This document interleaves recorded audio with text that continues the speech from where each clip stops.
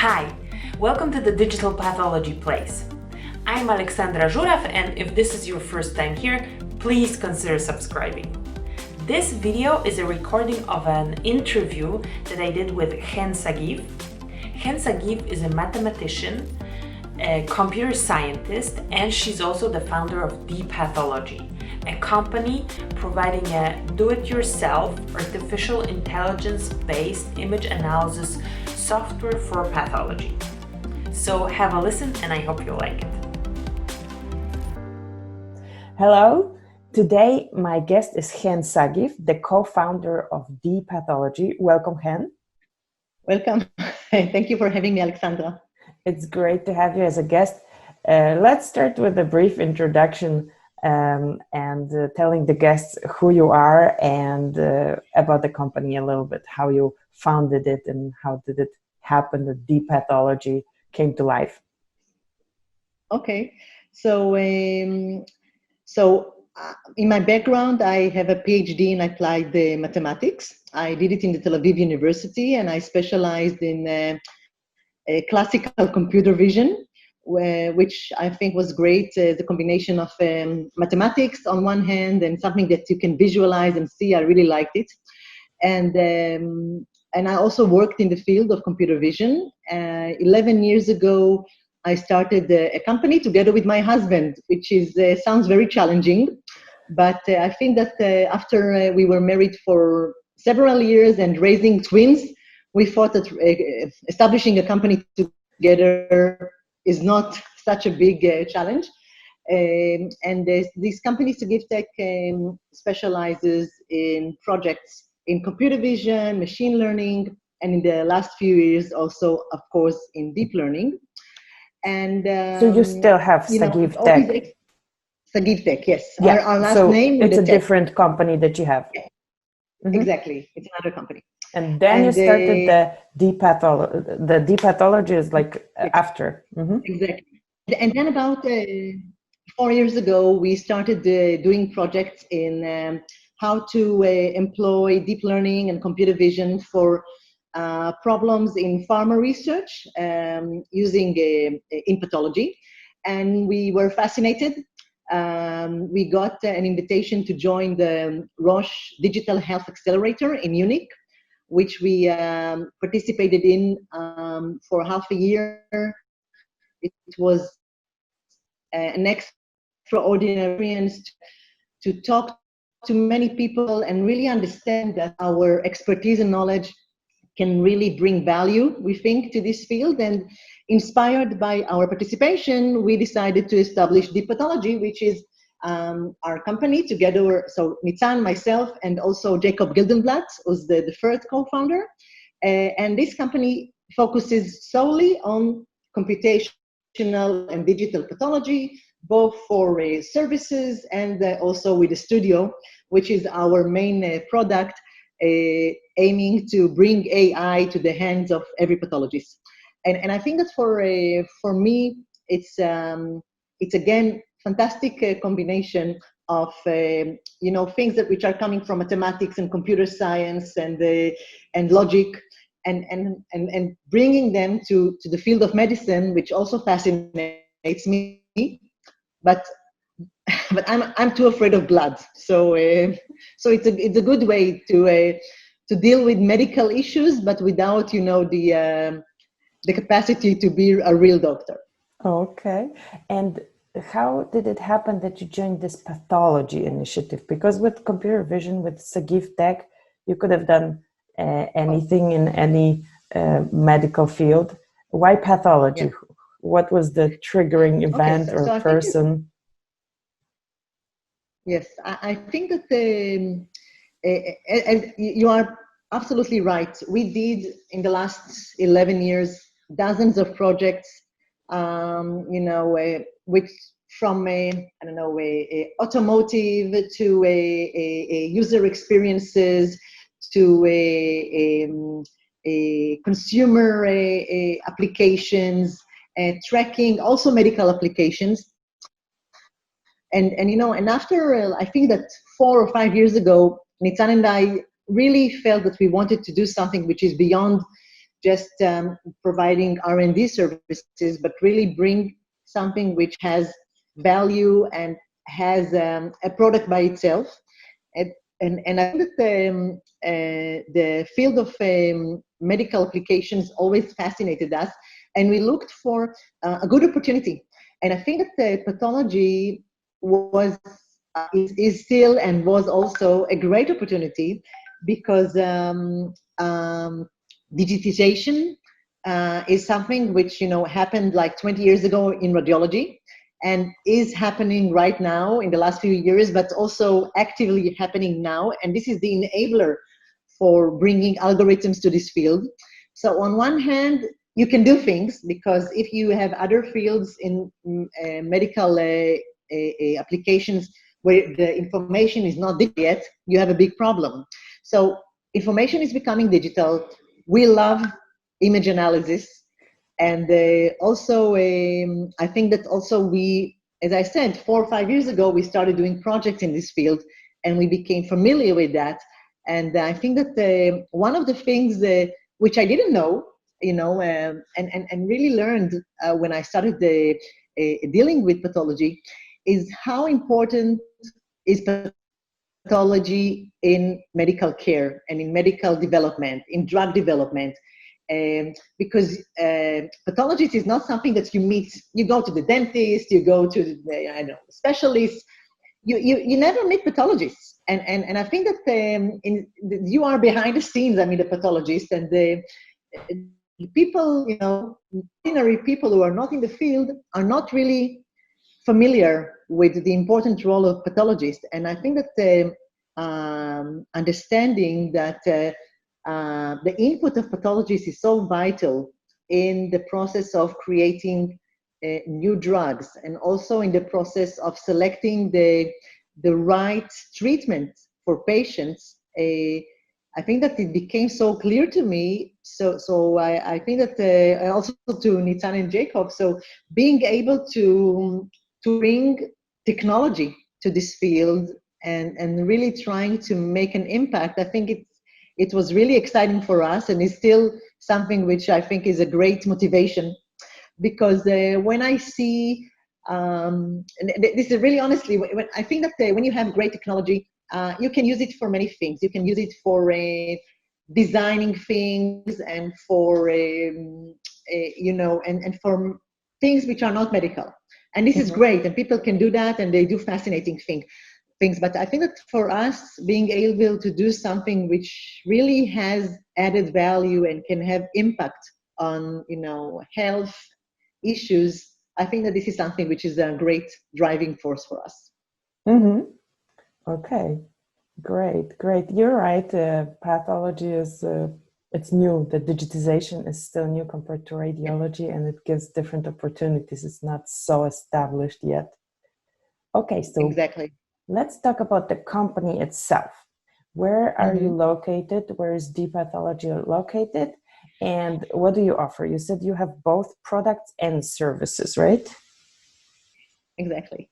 So we are from Israel. We are located in Ra'anana, which is a smaller city a little bit to the north of Tel Aviv. So we are in the center of Israel.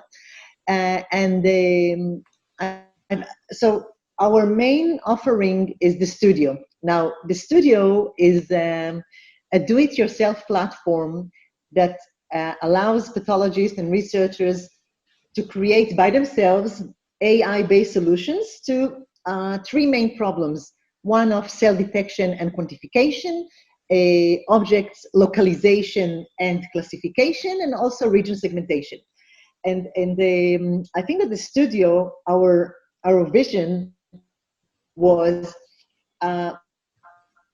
some kind of, when you look at medical field and biological and mathematics and computer science and AI, there is some gap. So you wouldn't expect an AI specialist to really understand all the bits and bytes of pathology, and you wouldn't expect pathologists to really, dwell into the mathematical foundation of AI. But there should be some collaboration and synergy between the two.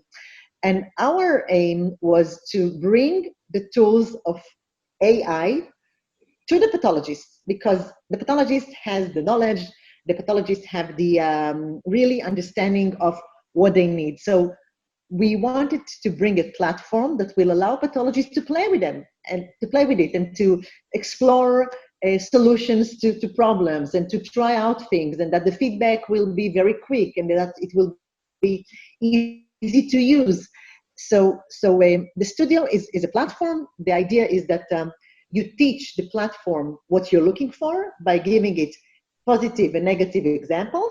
And from the first minute that you start providing the examples, the system starts learning what you're looking for.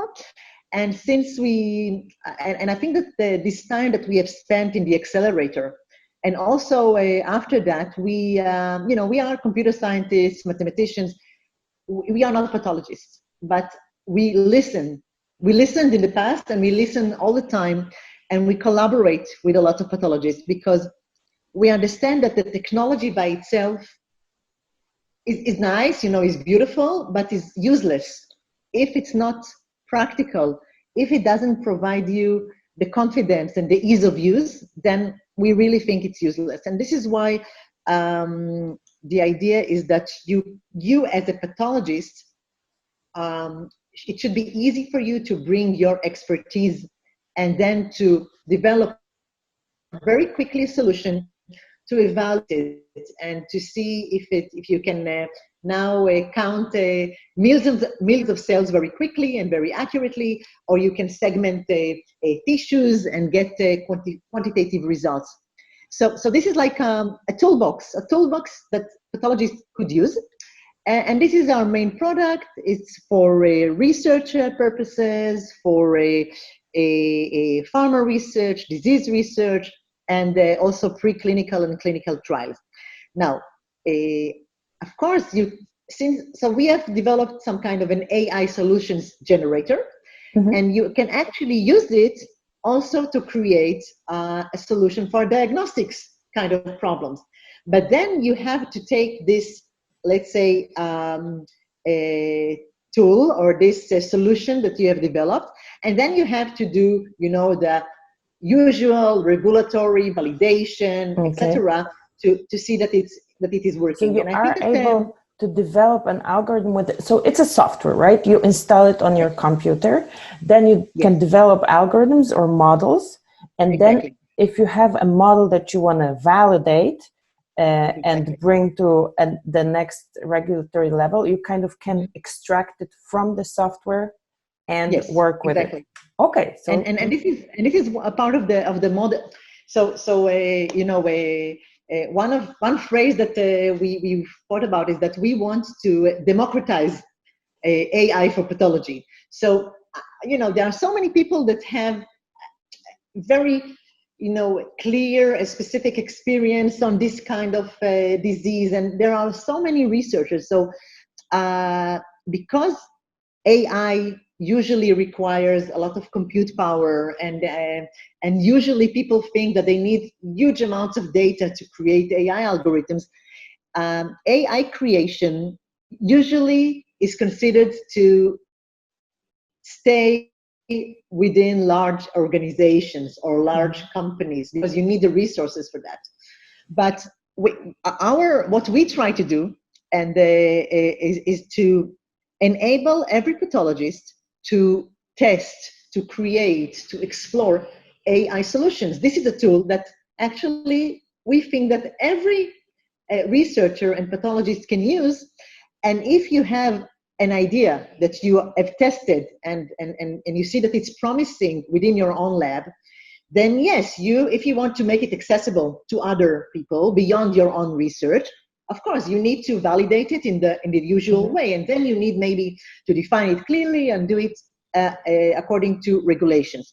But this tool should not be only within the reach of large companies, large organizations, because our studio was designed to work on laptops, so you don't need it's a gamer's laptop, so it should be fast.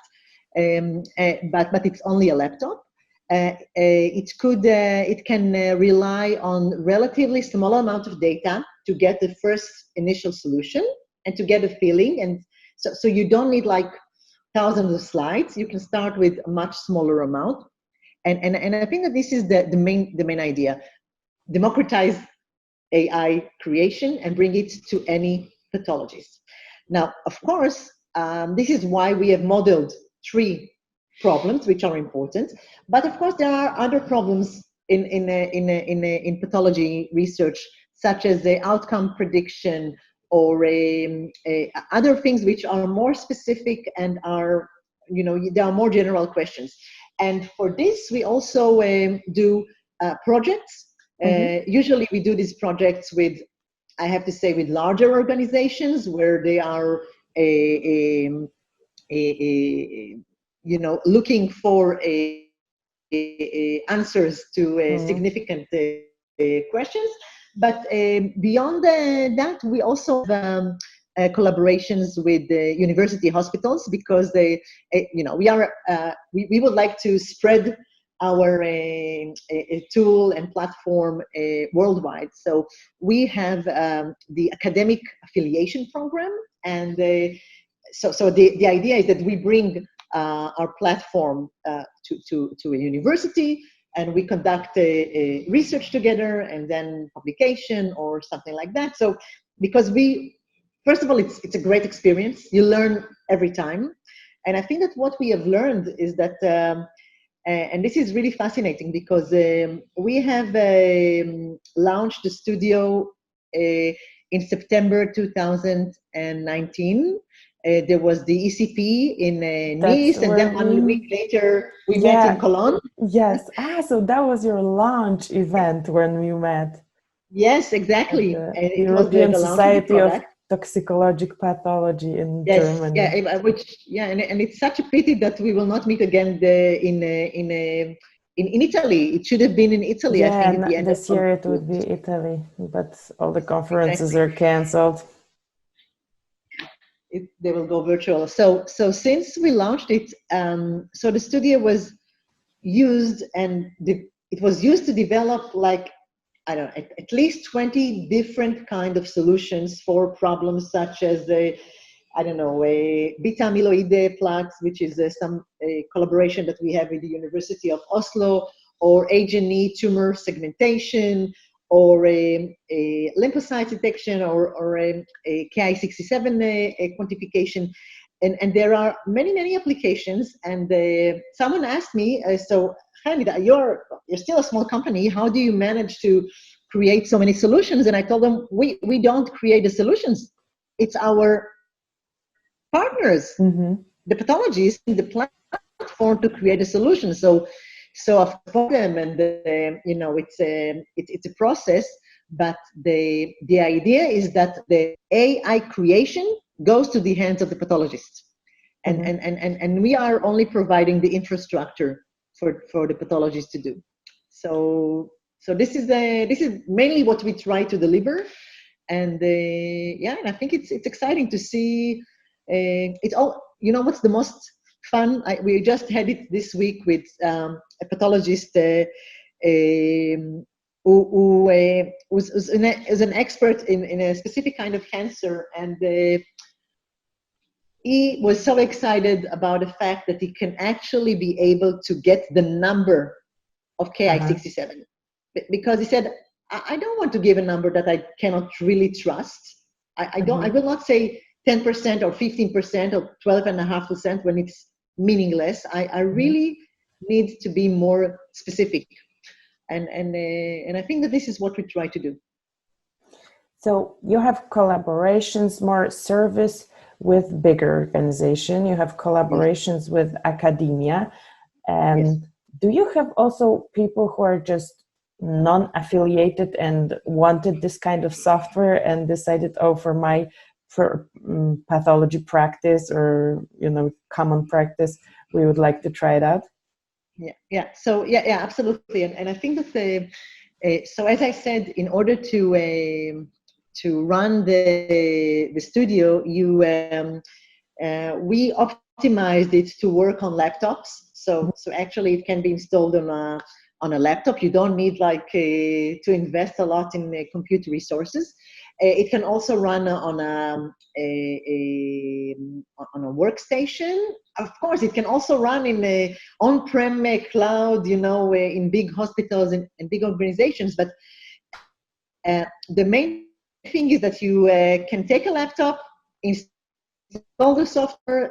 We also away the software already with a computer, because just that you have it ready, and then you can start working with it. And I think that if someone comes with an interesting idea, and we think that eventually everything is personal. If there are people which are having good ideas and they are excited about this, and we are collaborating, I think, with many people from universities, from large and small organizations, and also with individuals, which just we have good vibes. Sorry, and we think that we can benefit each other from this exchange of ideas and experience. So yes, absolutely yes.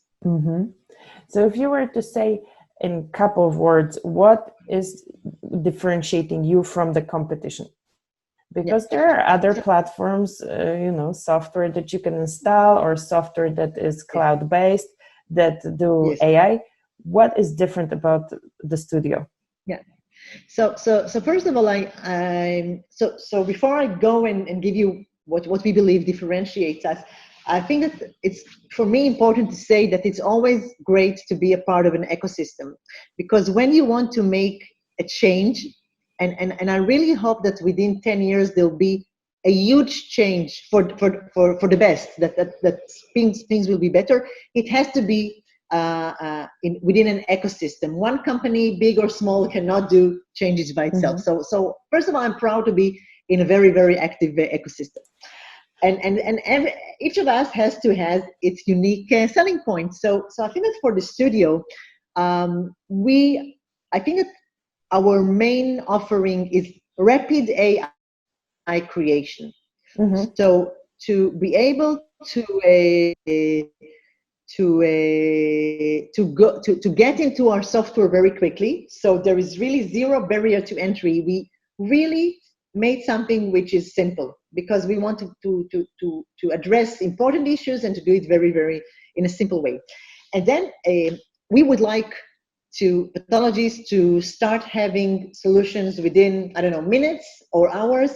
And so the ability to create proof of concepts or some kind of initial solutions very, very quickly on a laptop in your own lab, without sending your information outside to the cloud, because this takes time. So the ability to do that very quickly, I think this is something which differentiates us comparing to other companies. And so this is one thing, to do it very, very rapidly. And the other thing is that we understood very, very in the very beginning that the concept of annotation is a barrier, is a bottleneck, is irritating. And I remember that you said that you hated to do that, and you're not alone. It's really boring. And there's some kind of an oxymoron here, because on one hand, you as pathologists, you have the knowledge to annotate and to give the ground truth, and on the other end, you find it boring. So how do we how do we make these two contradictions live together? And I think that this is why our system really respects the time that pathologists put in annotation. And we've used state-of-the-art tools such as active learning, online learning, auto learning, to make sure that we provide to the pathologists those cases which will contribute the most, where the annotation will contribute the most to the learning process. This means, what kind of cases are these?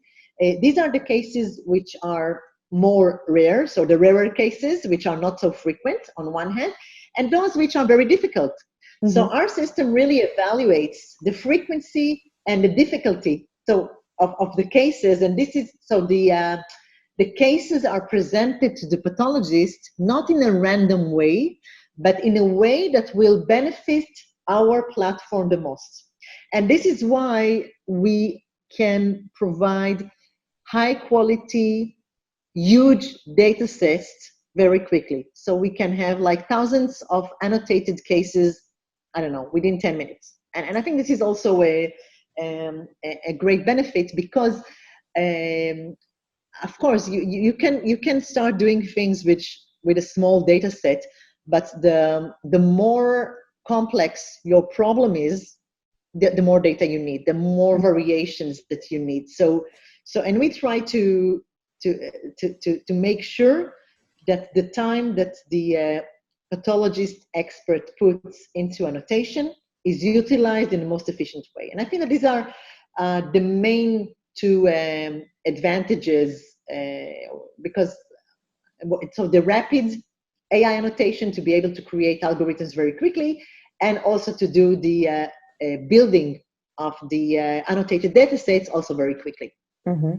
So it's not that it works on small data set, you just generate this data set very quickly because you get suggestions from the software which information is going to provide most exactly. make it the quickest, most benefit for the make it the quickest. And also if you are training a neural network, then at some point, the usual cases, the network already understands quite quickly. Okay, so if you feed it more and more of the same, it will not increase its accuracy. You need to provide it those examples which are more difficult, more challenging, a little bit different. And this is how you make it more robust and capable to really handle a variety of variations of a use case. So we are pinpointing and really selecting those cases where the annotation of the pathologist will be the most important for the system. Mm-hmm. Okay. And how do you innovate? AI is already innovative in itself. How do you innovate in both, in pathology and in AI? How do you know where to go next? Yeah, I think this is a great question because the AI landscape is so interesting and is so exciting that you can really, there's in the story of Alice in Wonderland, then she's asking which direction shall I take, and then I think that the worm tells it depends where you want to go. If you don't care where you want to go, just go anywhere. And I think that also here it can be interesting to go in many directions, and I think that what sets the path for us are two things. The most important thing is to understand what are the needs, because again, we I'm as a mathematician, the obvious mistake that I can do is to make something which is nice mathematically. And I will say, oh, this is so beautiful, it's so elegant, because mathematicians like things to be very, very elegant. But then nobody will use it, and it will be very frustrating. So the driving force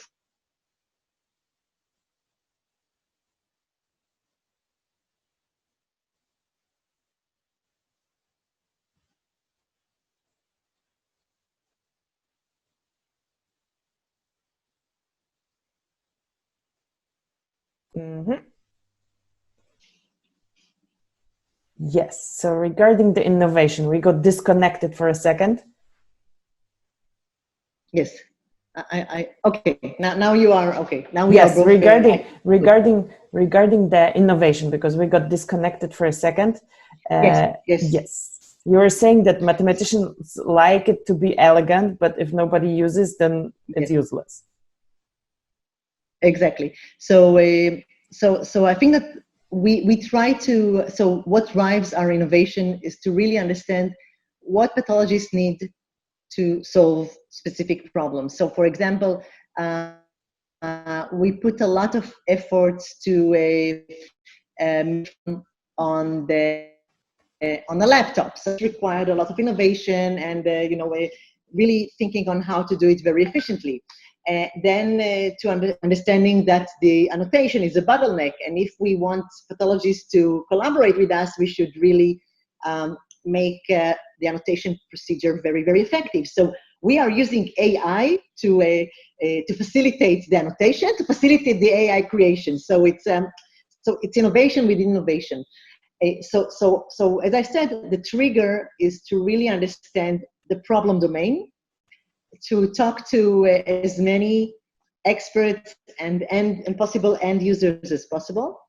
And this is on one hand. And on the other hand, to really keep a closed eye on the latest and greatest in AI development, and to see what kind of new things may fit into what we are doing. And this is what our CTO, Jacob, is really excited to do, because he likes to explore the latest and greatest anyway. So I think it's a combination of keeping track on technology, which really changes very, very fast, and also all the time bringing the technology and asking the question, how can this technology serve the needs of this field, the needs of pathologists? And I think that this is what makes it interesting, because it's great when you see your technology being used. And I think that this is something that is very important for us, not to only have something elegant, which we will say, oh, this is so nice and complicated and very, very innovative. No, it's not innovation for innovation's sake. It's innovation to bring value to our customers. And this is the challenge, the way we see it. Mm-hmm. Thank you so much for telling us about DeePathology, about how you work and what's different about you.